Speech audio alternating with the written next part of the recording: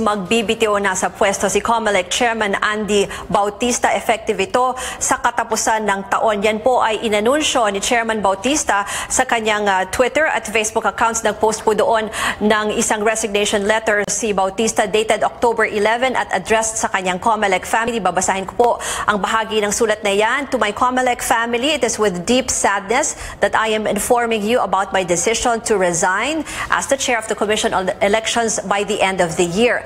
After much prayer and discernment, I believe that this is the right time to step down given the postponement of the barangay and SK elections. This was not an easy decision, but my family, especially my children, need me now more than ever. I believe I have served our commission well and the Filipino people to the best of my ability, but only with your faithful help and constant support. Muli po, yan ang resignation letter ni Comelec Chairman Andy Bautista. Inanunsyo niya po na bababa siya sa pwesto. Sa katapusan ng taong ito, ang pagbibitiw sa pwesto ni Bautista ay kasunod noong pag-dismiss naman ng House Committee on Justice ng impeachment complaint laban sa kanya. Yung impeachment complaint ay base rin po doon sa mga alegasyon ng estranged wife ni Comelec Chairman Bautista na may mga questionabling yaman umano si Bautista na aabot sa mahigit 1 bilyong piso. Effective po sa katapusan ng taon ng pagbibitiw sa pwesto ni Comelec Chairman Andy Bautista. Inanunsyo niya sa isang resignation letter na pinost niya po sa kanyang Twitter at Facebook accounts na hindi raw naging madali yung desisyon niya para bumaba sa pwesto, pero ginagawa niya raw ito para sa kanyang pamilya. Again, sinabi niya na pagkatapos daw, after much prayer and discernment, I believe that this is the right time to step down. This was not an easy decision, but my family, especially my children, need me now more than ever. Okay, pasensya na uli. Pasensya na ng malaki. Hindi po natin ma-prevent yung mga ganitong interruptions. Gayunpaman, so ang last na tanong po ay... Ano ba yung last na tanong? Ang last na tanong po natin, okay, please let me know if the audio is okay. Okay, so now we'll just concentrate on questions. Pakitanong na lang po and paki-start, mag-share po ulit tayo. At nausad po bang federalism? Wala kasi ako. Ang federalism, malalaman po natin na umuusad kapag na-file na po ang bill nito. I think meron na pong na-file dun sa Senado at ang pero chismis pa lang po ito doon po sa committee ni Senator Kiko Pangilinan po pumagsak. So we will see kung ano nangyayari kay Senator Kiko. Pwede po natin talakayin na mabilis lang po ang sinasabi nating RevGov. Handa po ba kayo for questions on RevGov? Okay, ang nakikita ko lang pong proposal dito sa social media tungkol sa RevGov is sasabihin magde-declare unilaterally ang Pangulo natin ng revolutionary government at tatanggalin na lahat ng mga government infrastructure. Ibig sabihin, lahat ng infrastructure of governance. I-vacate ang Congress, i-vacate ang Supreme Court at mag-rule siya as a sole dictator for a while. And then, babaguhin lahat ng mga infrastructure of government katulad ng ginawa ni Cory Aquino. Ang nangyari in the 86 revolution ay vacate yung constitution, isa pa pala yun. Ang proposal is to vacate the constitution and then remove all of the governance infrastructure. And that means removing all the other branches of government and all government agencies and rule as a sole dictator for a while. That is why it is very bothersome even for people na pumapanig sa ating Pangulo. Hindi po natin gusto na matawag na diktador ang ating Pangulo. Ngayon pa lang nga, di ba, tinatawag na siyang diktador. Pwede po ba daw magbotohan sa RevGov by plebiscite? Well, usually pag plebiscite, ibig sabihin meron tayong proposed na bagong constitution. So hindi na po dadaan sa RevGov. Ang purpose daw po kasi ng RevGov is for the president to wipe away everything and start with a clean slate. After that, magkakaroon na ng magda-draft po ng constitution, bagong constitution, at magda-draft po ng bagong governance infrastructures. So maaari po, yung iba po kasi, pinopropose po nila itong RevGov na ito para mamadali po ang federalism. Ito po yung problema ko.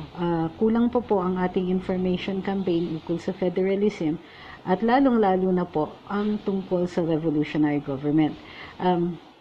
Hindi ako panig sa RevGov because parang lumalabas is gagawin nating sole governing mechanism ang Office of the President. And it will be the President alone who will make all of the decisions and who will restructure and redefine what our government is. It sounds very romantic, especially para dun sa atin na sumusuporto dito sa ating Pangulo. But I am not sure of what the effect will be on him. So, sige, assume natin na ganun ang mangyari. Tanggalin ng Pangulo lahat ng mga government infrastructure at assuming na tanggapin natin, kasi ang tingin ko nito, magkakagulo talaga. The President will probably dismantle everything except those agencies that will support him and that will require the support of the military. Because we will expect that if the President declares all to vacate the Constitution and all other governance infrastructure, then he will need a very strong military and a police force to prevent the rioting that we will expect that will be going on in the streets. Of course, the President can do this very, very quickly so that meron ng nakahanda na constitution, meron nakahanda na operations para mag-conduct ng plebiscite at lumabas po tayong lahat at bumoto tayo, which means that there are certain infrastructures that will also remain, like the DFA, to get the OFW vote at saka the Comelec to conduct the plebiscite. Or the President will declare a transitory government katulad ng ginawa ni Cory and a transition constitution katulad ng 1986 constitution. The reason I am not in favor of all of this is because nakikita ko na napaka-peligroso nito even if it works. One of the, di ba, diniscuss natin dati dito kung ano yung mga elements of the state, territory, people, government, and sovereignty. Ang sovereignty po, part of that is defined by the recognition of other states of this government, of a new government. Tandaan ninyo, nung nagka-EDSA Revolution after 1986, ang bilis ng recognition dahil syempre, nandito na yung US. So, yung US was the first to recognize and all other countries recognized this bloodless revolution. But when it was Gloria Arroyo's turn, it took a full week before the US decided to recognize her government. If the other countries did not recognize her government, it would not have stood very long. Kasi mag-withdraw ng diplomatic ties at saka lahat ng mga international support against us. We cannot govern alone. We're part of the international, we're one nation in a world of nations. And it was not likely that we would survive. Had the U.S. not recognized the GMA government after 1 week, there would be huge questions about whether or not we are a state, kasi that question now would be our sovereignty. So, do you understand now how dangerous a revolutionary government is? Sometime next week, we will be talking or interviewing a fellow blogger, Professor Antonio Contreras, and to ask him about RevGov and his views on that. We'll also be talking to the co-administrator of this site, Attorney Ahmed Paglinawan, about his own views about revolutionary government.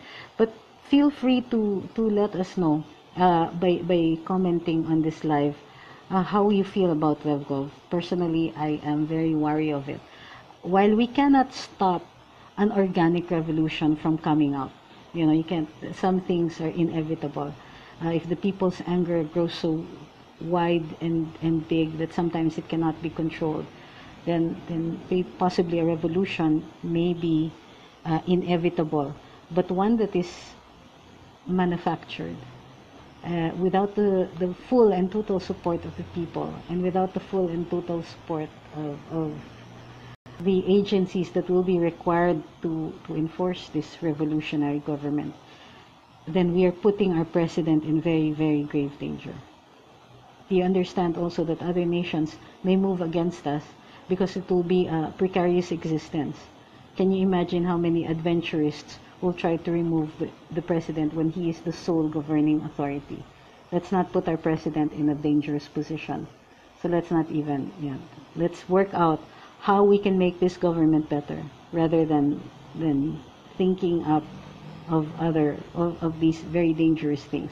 I'm not saying that those calling for RevGov are not justified. I understand that they are. I also understand that they're angry, and I understand that they're recognizing the need for a quicker response to the obstructions of progress. But if we're going to do something drastic, let's do something drastic that will fly. Something drastic that we will win. Hindi yung and not count on fate to determine where we're going to end up. Sabi nga ng kaibigan ko, hope is not a strategy. If you're going to want to change this government, you have to have a strategy, a plan, and understand all the consequences of that plan. But this is just my opinion, my sole opinion, and I own it alone. It's not the opinion of any government agency, and this is not the opinion of the TTS, nor is this the opinion of any of my friends who happen to be TTS. This is my opinion alone. In the meantime, if there are no further questions, I think we're going to terminate this one, and I hope to see you again soon. This is going to be a regular session. Saturday mornings will be our regular Facebook Live sessions, barring any other events. Next week, I understand I'm going to be interviewed, so Facebook Live pala next week might be in the afternoon of Saturday. I have a 10 o'clock interview on TV5. So I hope to see you again soon. And yes, for those who are asking, no, I am not the spokesman for anybody. It just so happened that I was at the Senate hearing. That is why I was the one who was interviewed. And please, I'm going to ask everybody to, let's not bash Karen or Ellen Tordesillas. They have their own views. Or we can question their views, and we can question their opinions. And the same way that people can question our opinions, but let's not get personal. Let's not call them. I mean, certainly nobody has called Karen ugly because she's not, and she just has really, really strong opinions. It's the same way that we do. It's a good world where we can both coexist. Thank you very much. Thank you for all the love. Thank you for listening, and thank you for really, really being patient with me. You have a good Saturday, and I hope you have an equally rocking Sunday. Love you, all of you. Bye. Oh, Harry says bye. Inaantok na siya. Bye. Thank you.